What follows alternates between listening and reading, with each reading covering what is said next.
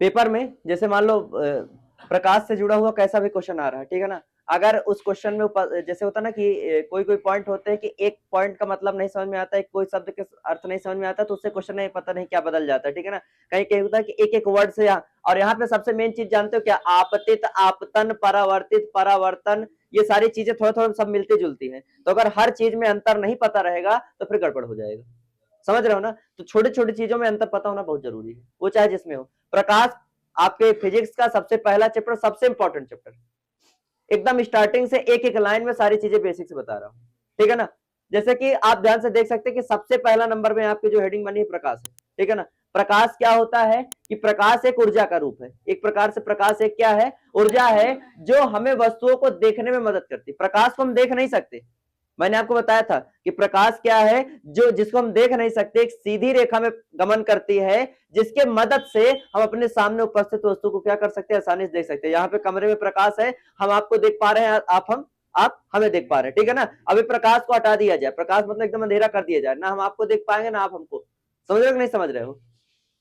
आगे परावर्तन, अब प्रकाश के देखो, प्रकाश के बाद फिर अगला टॉपिक क्या, परावर्तन, इसी को जोड़ के आपके टॉपिक नहीं बनाया गया प्रकाश का परावर्तन। तो परावर्तन का अभिप्राय क्या है, परावर्तन मतलब रिफ्लेक्शन, क्या बोलते हैं, रिफ्लेक्शन। परावर्तन का अभिप्राय ये कि प्रकाश जब किसी सतह से टकरा करके, प्रकाश जैसे कहीं जाए और जाते जाते अचानक से किसी सतह से टकरा रही है, और टकराने के बाद उसी माध्यम से, भाई जिस माध्यम में जा रही है उसी माध्यम में लौट आए, रिटर्न हो जाए, उसी को हम लोग क्या बोलते हैं। अंग्रेजी में एकदम शॉर्ट में 2 वर्ड में लिखा जाता है क्या, the sending back of light rays, the sending back, sending माने क्या हुआ, गई, और बैक माने वापस आ गई, उसी को हम लोग क्या बोलते हैं, रिफ्लेक्शन या तो परावर्तन, ठीक है।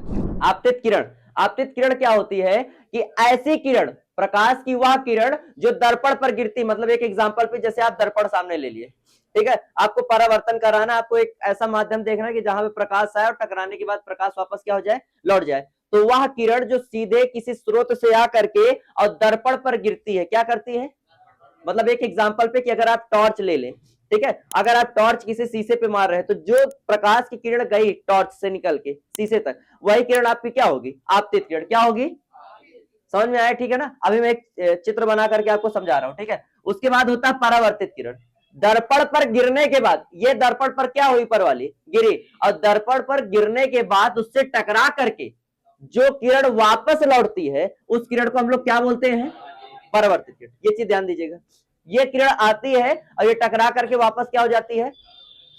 अगला नंबर, इन दोनों किरणों के बीच में एक किरण कौन सी है, आपतित किरण, एक किरण कौन सी है, परावर्तित। इन दोनों किरणों के बीच में यहां पे लिखा है कि दर्पण के जिस बिंदु पर किरण गिरती है, मतलब जैसे एक बिंदु है ना जहां पे किरण आ रही है, उसी बिंदु से आपको क्या करना है, एक 90 अंश की एक काल्पनिक रेखा, काल्पनिक मतलब जो होती नहीं है, लेकिन आपको मान लेना कि यहाँ पे एक किरण है, और 90 अंश की किरण, 90 अंश की एक जो रेखा होती है एकदम कैसे होती है, आपको पता ना, एकदम परपेंडिकुलर जिसको बोलते हैं। तो आपको क्या करना, खींचना है, तो जो जो काल्पनिक रेखा होगी वही काल्पनिक रेखा आपकी क्या कहलाएगी, अभी चित्र से समझ में आएगा, ठीक है।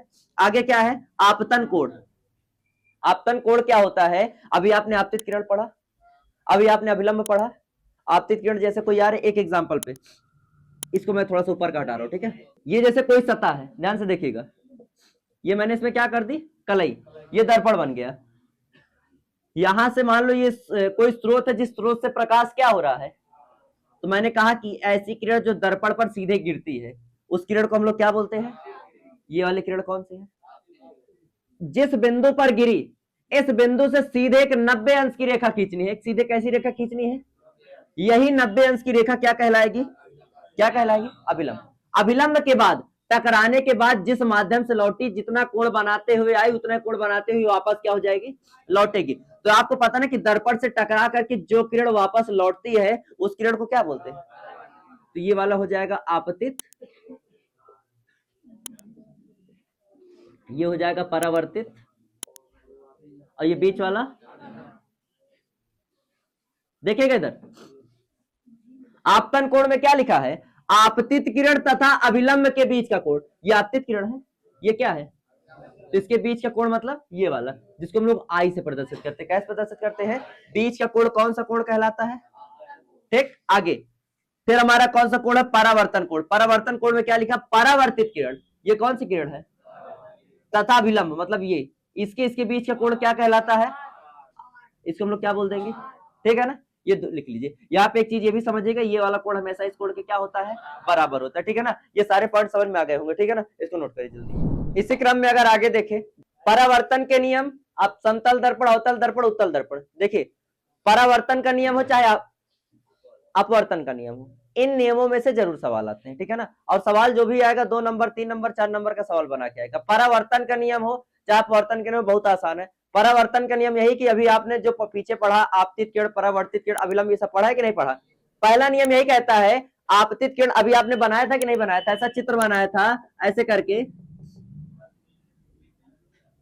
ये बनाए थे कि नहीं बनाए थे। आपने देखा आपतित किरण, अभिलंब और ये, एक चीज मुझे बताओ, ये तीनों कहीं से भी आ रहे हो, कहां भी जा रहे हो, इससे मतलब नहीं है, लेकिन एक जगह पे कहां मिल रही है, एक ही तल में, कहां मिल रही है, एक ही तल में। तो परावर्तन का जो पहला नियम है, यही नियम है, क्या, आपतित, अभिलंब और परावर्तित, ये सारी किरणें ये कहां पे होती हैं, एक ही तल पे होती है, पहला नियम खत्म। उसके बाद यहां से हमने और क्या चीजें जानी थी भैया, इनके बीच बनने वाला जो कोण है, इस कोण के क्या होता है, बराबर। तो आपतन कोण किसके बराबर होगा, परावर्तन के। इसको आई बोलते हैं, इसको क्या बोलते हैं, कोण आई बराबर कोण आर।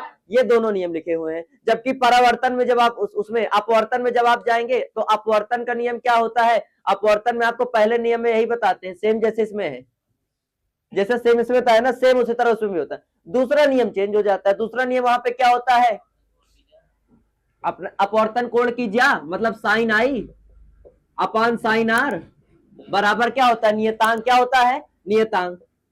वही नियतांक जो आगे चल के क्या कहलाता है, अपवर्तनांक कहलाता है। क्या कहलाता है, उसको हम और आगे पढ़ेंगे। तो यहाँ पे परावर्तन के नियम ये हो गया। परावर्तन के नियम के बाद आप लोग क्या पढ़ते हैं, समतल दर्पण। समतल दर्पण क्या होता है, जो आप लोग घरों में यूज करते हो, जो घरों का शीशा होता है, उसी शीशा को हम लोग क्या बोलते हैं, जो दर्पण बिल्कुल सीधा, भाई आपको अगर देखा जाए तो आपकी चित्र कैसी बना के देता है, आप इधर भी सीधे हो, सामने भी कैसा दिखाता है, सीधा, और हमेशा कैसा दिखाता है, वो आभासी। आभासी मतलब होता है वर्चुअल, वर्चुअल मतलब काल्पनिक। क्या आपको ऐसा लगता है कि शीशा में देखी गई इमेज को आप पकड़ सकते हो, नहीं पकड़ सकते, सॉरी नहीं कर सकते ना। आप क्या उस इमेज को किसी पर्दे पर दिखा सकते हो, नहीं दिखा सकते। जब तक आप शीशे के सामने हो तब तक है, आप हटे इमेज हट गई। ऐसा नहीं हो सकता ना कि आप यहाँ पे देखिए, आप कहे तो रुक जाओ मैं थोड़ी उन्होंने बुला ले, दिखा, तुम हटे नहीं कि वो भी हट गई। तुम किसी को जा कह दो जाओ जाओ देखो मैं कैसा लग रहा हूँ, अब तुम हट गए, तुम कह दो जाओ जाओ देखो कैसा लग रहा हूँ, तब तुम नहीं दिखोगे, कौन दिखेगा, वो दिखेंगे। समझ रहे हो ना। आगे सीधा बनेगा, भाई जैसे हो वैसा ही बनेगा, टेढ़ा मेढ़ा उल्टा नहीं बनेगा। किसमें, समतल दर्पण में। और आगे क्या है, समान आकार का, मतलब जिस साइज के आप दर्पण के इस पार रहोगे, उसी साइज के दर्पण के उस पार। मतलब और मिररों में क्या होता है, जैसे अवतल उत्तल आप लोग पढ़ोगे, तो अवतल उत्तल में क्या देखते हो कि वस्तु को कोई साइज से बड़ा दिखाता है, कोई साइज से छोटा दिखाता है, लेकिन समतल में ये चीज नहीं है।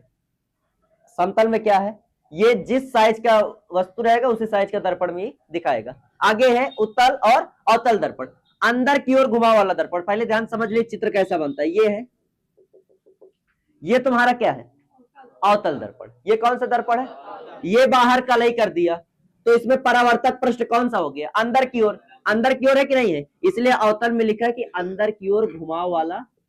भाई दर्पण हुआ किधर है, मेन काम किधर से होना है, इधर से, कलाई की दूसरे साइड से, है ना, ये कलाई हो गया। जबकि उत्तल में क्या लिखा सर, बाहर की ओर, तो हाँ इसलिए लिखा क्योंकि उत्तल दर्पण आपको कुछ ऐसा बनता है, ऐसे करके कलाई इधर होती है। अब कलाई इधर है तो परावर्तक पृष्ठ किधर होगा, इसमें परावर्तक पृष्ठ अंदर की ओर है, और इसमें देखो बाहर क्या है, उभरा हुआ, कैसा है बाहर, ये कलाई होती है, जो मैं डेड डैश किया उसको क्या बोलते हैं, कलाई या तो पॉलिश, ठीक है ना। तो बस आज के लिए बस इतना ही, मिलते हैं आप लोगों से नेक्स्ट पार्ट 2 में, उसमें हम इसके और मेन पॉइंट्स आपको बताएंगे। अगर किसी को किसी चीज में डाउट हो तो जरूर पूछेगा। जय हिंद, जय भारत।